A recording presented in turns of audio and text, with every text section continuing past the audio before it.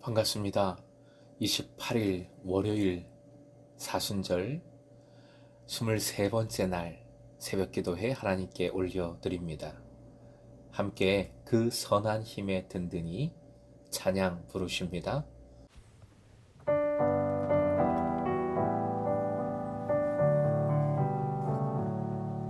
그 선한 힘에 고요히 감싸요. 그 놀라운 평화를 누리며 나 그대들과 함께 걸어가네. 나 그대들과 한 해를 여네. 지나간 허물 어둠의 날들이 무겁게 내 영혼 짓눌러도 오 주여 우릴 외면치 마시고 약속의 구원을 이루소서. 그 선한 힘이 우릴 감싸시니 믿음으로 일어날 일 기대하네. 주 언제나 우리와 함께 계셔. 하루 또 하루가 늘 새로워. 오늘 허락하신 하나님 말씀 출애굽기 14장 21절부터 29절까지 21절부터 29절까지 함께 본문을 읽겠습니다. 모세가 바다 위로 손을 내밀매 여호와께서 큰 동풍이 밤새도록 바닷물을 물러가게 하시니 물이 갈라져 바다가 마른 땅이 된지라. 이스라엘 자손이 바다 가운데를 육지로 걸어가고 물은 그들의 좌우에 벽이 되니 애굽 사람들과 바로의 말들 병거들과 그 마병들이 다 그들의 뒤를 추격하여 바다 가운데로 들어오는지라. 새벽에 여호와께서 불과 구름 기둥 가운데서 애굽 군대를 보시고 애굽 군대를 어지럽게 하시며 그들의 병거 바퀴를 벗겨서 달리기가 어렵게 하시니 애굽 사람들이 이르되 이스라엘 앞에서 우리가 도망하자. 여호와가 그들을 위하여 싸워 애굽 사람들을 치는도다. 여호와께서 모세에게 이르시되 내 손을 바다 위로 내밀어 물이 애굽 사람들과 그들의 병거들과 마병들 위에 다시 흐르게 하라 하시니 모세가 곧 손을 바다 위로 내밀매 새벽이 되어 바다의 힘이 회복된지라. 애굽 사람들이 물을 거슬러 도망하나 여호와께서 애굽 사람들을 바다 가운데 엎으시니 물이 다시 흘러 병거들과 기병들을 덮되 그들의 뒤를 따라 바다에 들어간 바로의 군대를 다 덮으니 하나도 남지 아니하였더라. 그러나 이스라엘 자손은 바다 가운데를 육지로 행하였고 물이 좌우에 벽이 되었더라.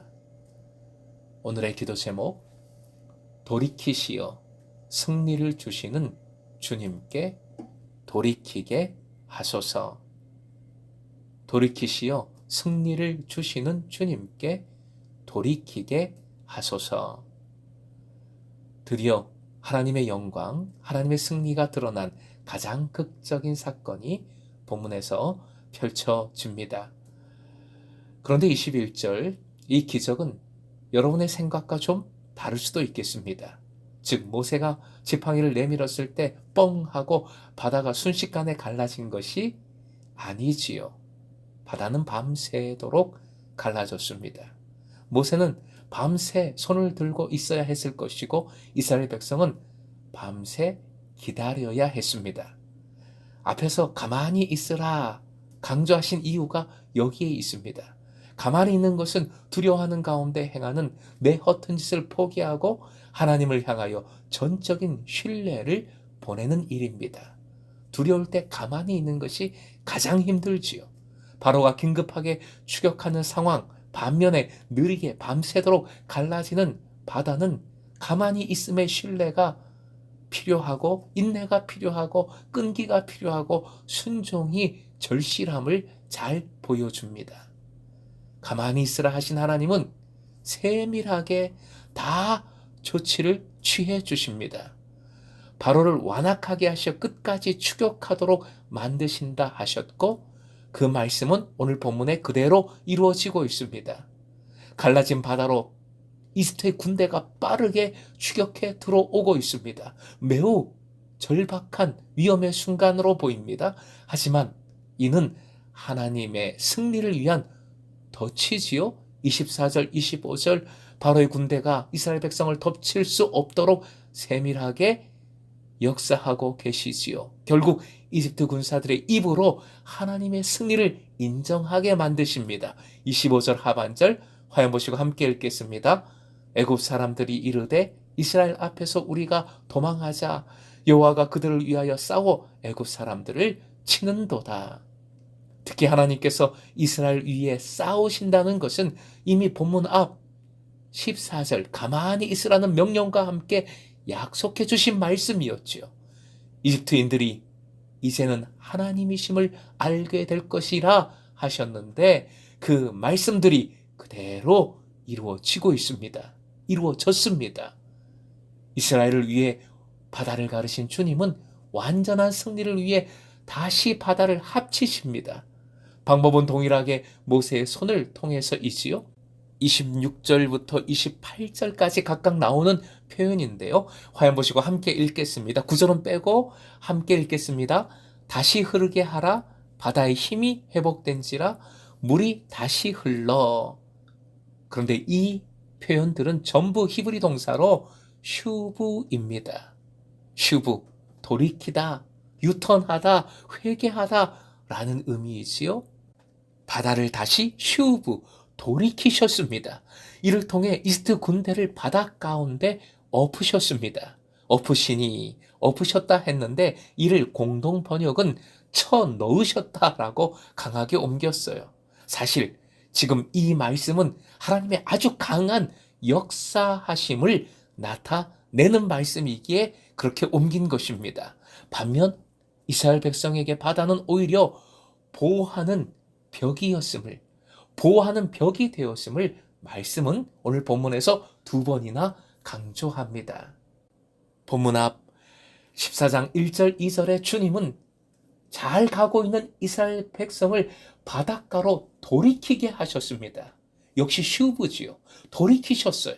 이 돌이킴은 이해할 수 없는 돌이킴인데 결국 바다의 돌이킴, 바다의 슈브를 통해 완전한 승리를 이루기 위한 하나님의 뜻임을, 역사하심임을 오늘 말씀은 명백하게 보여주고 있습니다.